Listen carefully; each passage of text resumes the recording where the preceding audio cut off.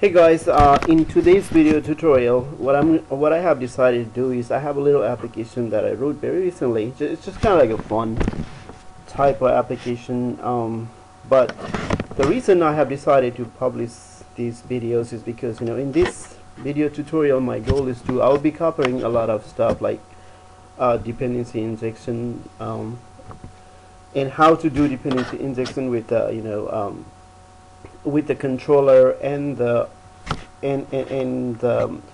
how the control the how the DI works, a different kind of dependency injection that we can use, such as constructor injection or property injection, and which one is benefit and stuff like that. And of course, in the meantime, at the same time, my goal is to kind of share the knowledge that I have acquired by kind of programming by myself and learning and stuff. And anyway, that is the whole goal.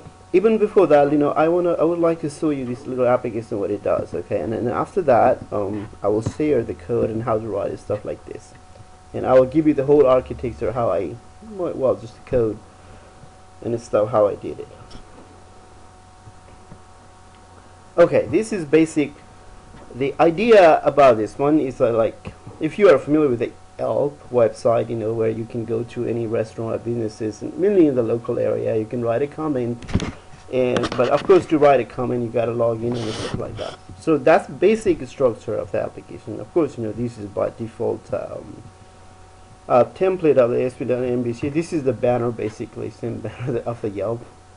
So okay, let's say you come into my site. Of course, this is just running locally in my Cassini server, and then you would like to write a review or stuff.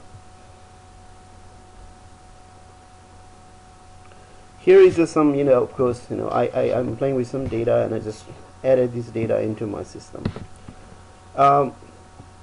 Let's say here is some restaurant in some town or whatever, and here is the name of the restaurant, here's the category of the restaurant, if it's a website, if you click into that link you can go into their website and stuff. And here's the rating information. Currently there are 13 reviews, and the rating is like a 3-star. Not bad, kind of like a little above average, right? And this is the address. And here is their address, Columbia, Maryland, and here is their phone number or whatever. And then, maybe you went to that place and you would like to write a review. You go in here, write a review. And you can you can, of course, read the reviews other people has written and stuff. His review, and this is, of course, this guy Jim Smith give like this much review, like he gave 4-star, it was okay, I had a good experience or whatever. He wrote that comment about 30 minutes ago or 34 minutes ago. And here is the name of the person who did the review, and is of course his avatar, but he hasn't loaded his avatar and stuff like that. But of course, let's say you just come into my site, but it's just like in Yelp. You can't just come in here and start writing, stuff. I mean, like, start reviewing, start writing the review. So you must log in to submit the review. This will send you to a login, but of course you're the very first time coming to this site. You cannot log into this site yet. So of course, and then you have a couple of options.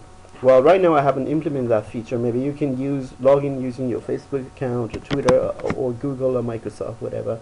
Or the other option is you're just going to go, let's say, you're going to come in here, you're going to you're going to register into this. Let's say I'm John Doe.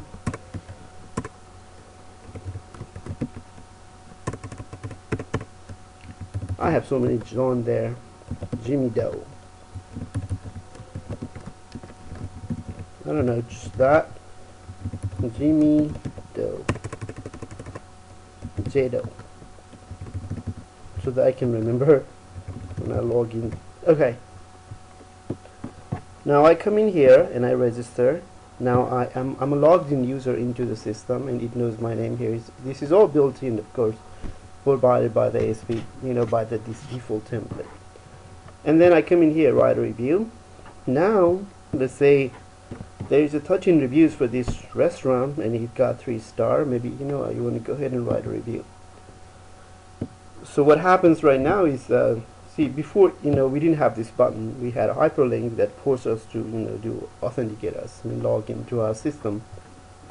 Now I say, maybe you went there, you don't like it. Oh, I'm not going to go there anymore. Sucks. Whatever you write, and then you submit. And as you can see, the ones you submitted first always comes. It's order by descending order by the date. So submitted date. It's Jimmy Doe. That's you. This person that just logged in and just right now is. So I have this little helper method that takes the date time and converts that into nice, like this string version of just now, or maybe 36 minutes ago, 11 hours ago, whatever. This little helper method that does that. Okay, that is that. And the other feature that I have, of course, as an admin user of this site, they should be able to add the businesses.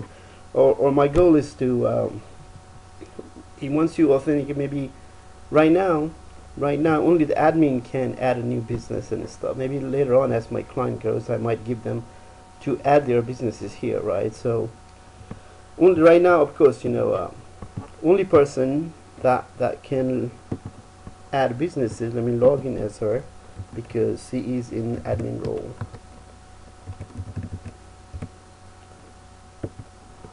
Okay, see this tab right here, it didn't appear for the logged in user, but she's admin user. This comes in here, and this would allow her to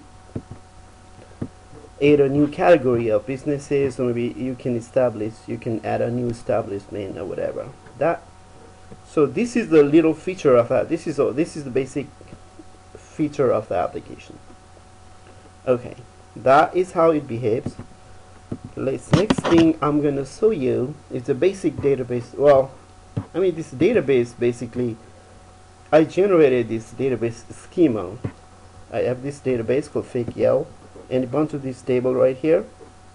It is the code first design. By default, the Asp NET MVC 5 give you this bunch of this table like Asp NET role and user claim, all this. But only thing I'm using currently right now is the role. I have a 2 role here, Asp NET roles, and they, as a primary key, they use a grid. So this is the ID of that table, and then I have just 2 role right now. Like I told you, this is admin user role, or some people just do not have any role. They just log into the site and write a review. And these are like admin or super admin or whatever. Later on, I can extend if needed. You can use, that's what that table for. And of course, then there has to be this relationship between the user and that's what this table, Asp NET user roles. So basically this user ID is the primary key of the user ID table, and this row from this table, Asp NET rule table, kind of mapping lookup table. And here is the Asp NET user table.